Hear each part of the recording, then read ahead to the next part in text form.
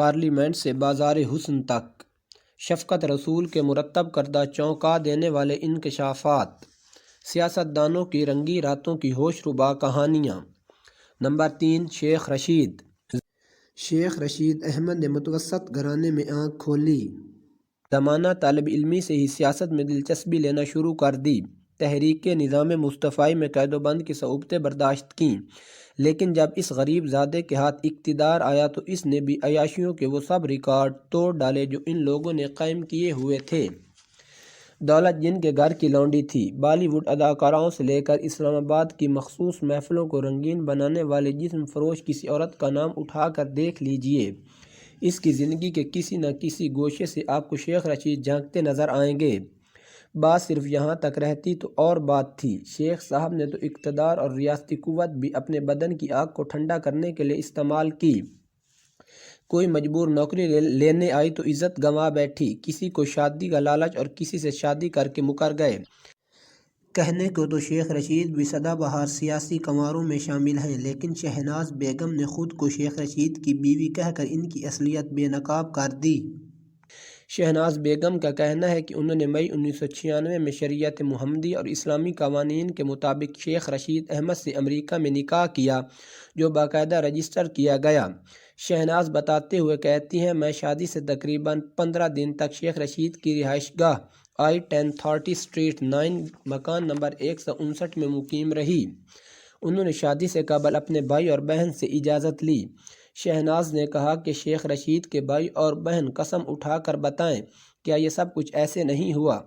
شہناز نے نہایت الجھے ہوئے لہجے میں بتایا، میں تو شیخ رشید کے جسم پر نشانات کی تفصیل تک بتا سکتی ہوں، یہ تفصیل ایک بیوی کے علاوہ اور کوئی نہیں جانتا۔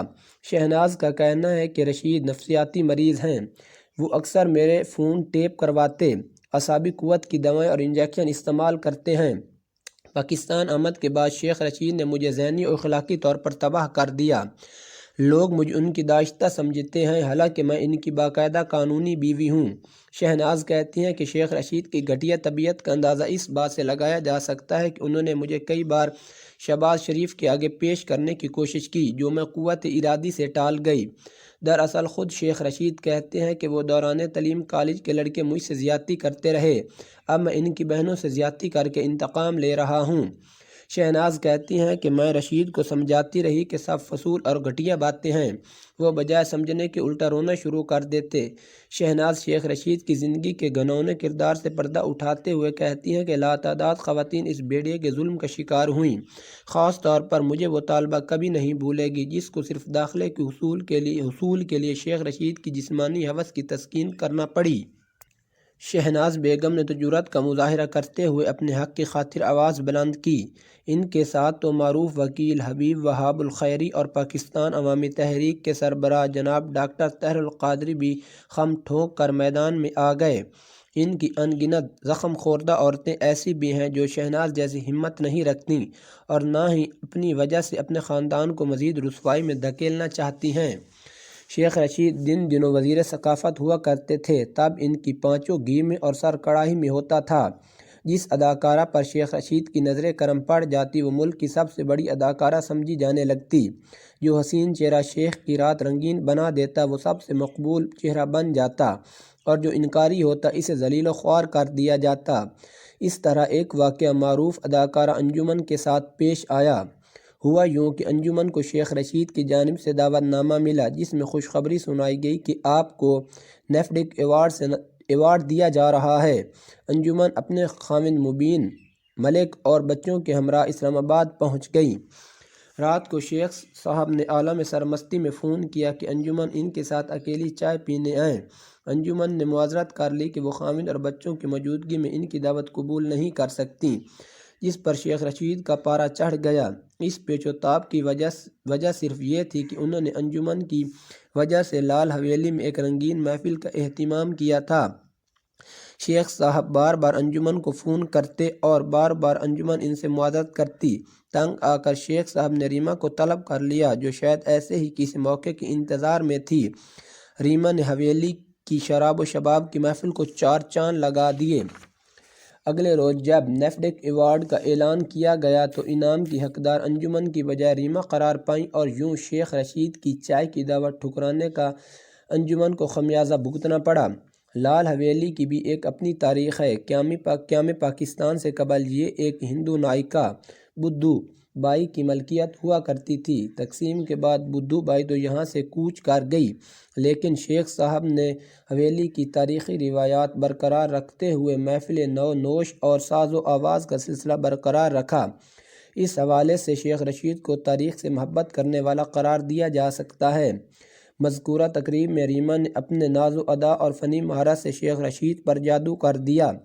نیفڈک ایوارڈ کی تقریب میں جب ریما شیخ صاحب سے ایوارڈ وصول کرنے اسٹیج پر آئیں تو سازندوں نے بیک گراؤنڈ میں شادی کی دھن بجانا شروع کر دی۔ اللہ جنت نصیب کرے دلدار پرویز بھٹی مرحوم کو، جو پروگرام کنڈکٹ کر رہے تھے۔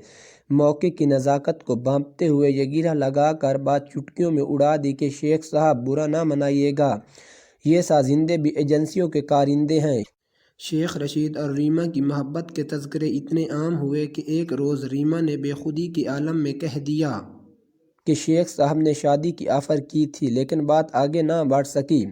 واقفان حال تو یہاں تک کہتے ہیں کہ شیخ رشید نے ریما کی ماں کو ہاتھ جوڑ کر منت سماجت کی تھی اسے اپنی فرزندی میں لے لیا جائے، لیکن بیٹی کے خوبصورت بدن کی کمائی کھانے والی اس ہوا زادی نے خالصتاً کاروباری انداز میں جواب دیا کہ ریما اب بھی تمہارے ساتھ بیویوں سے بڑھ کر وقت گزارتی ہے، تمہیں شادی کی کیا ضرورت ہے۔ شیخ رشید ریما سے عشق میں اس حد تک چلے گئے کہ ایک رات میں 2 لاکھ روپے وار دیتے تھے۔ عیاشی کے لیے انہوں نے رقم کون سی اپنی جیب سے ادا کرنی ہوتی تھی، سرکاری کھاتے اسی کام کے لیے استعمال ہوتے تھے۔ 13 جولائی 1993 کو انہوں نے 2 لاکھ کی ادائیگی کی اور یہ رقم گھی کارپوریشن کے اکاؤنٹ چیک نمبر 82447124 کے ذریعے کی گئی۔ یہ چیک ریما جی نے یونائٹڈ بینک کی دیال سنگھ برانچ سے کیش کروایا۔ شیخ رشید اسی قسم کی حرکتوں سے نواز شریف بھی تنگ آ چکے تھے۔ وہ اس حد تک بے باک ہو چکے تھے کہ ان کی موجودگی کی پرواہ کیے بغیر بمرے کی مانند کلیوں سے اٹکیلیاں شروع کر دیتے۔ ایک مرتبہ میاں نواز شریف اپنے چہیتے ساتھیوں کے ساتھ لاہور سے کوئٹہ جا رہے تھے۔ طیارے میں موجود لڑکیوں نے نواز شریف سے آٹوگراف لینا شروع کر دیا۔ نوخیز حسن دیکھ کر شیخ صاحب بے قابو ہو گئے۔ انہوں نے آٹوگراف لینے والی لڑکیوں کو گھیر لیا اور ہنسی مذاق شروع کر دیا۔ ہر لڑکی کے پاس جاتے اسے اپنے ٹیلی فون نمبر دیتے۔ لڑکیوں نے جواباً انہیں سخت سست کہا اور انہیں ریما تک محدود رہنے کی ہدایت کی۔ شیخ صاحب حسن کی برہمی دیکھ کر مچل گئے اور کہنے لگے، میں حسن پرست ہوں، میری حیثیت مقناطیس کی سی ہے، میں جہاں بھی جاتا ہوں لڑکیاں کچے دھاگے سے کھینچی چلی آتی ہیں۔ میں سرینا ہوٹل میں ٹھہروں گا، آپ بھی مجھ سے ملنے ہوٹل ضرور آئیں۔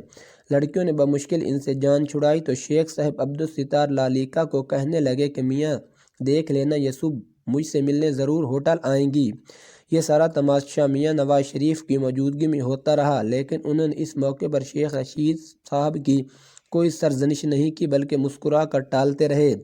آج شیخ رشید نورین اور اس جیسی بے شمار معصوم عزتوں کا لٹیرا بن کر معاشرے کے سامنے موجود ہے۔ آپ سے گزارش ہے کہ چینل کو لائک کریں، سبسکرائب کریں اور زیادہ سے زیادہ شیئر کریں۔ شکریہ۔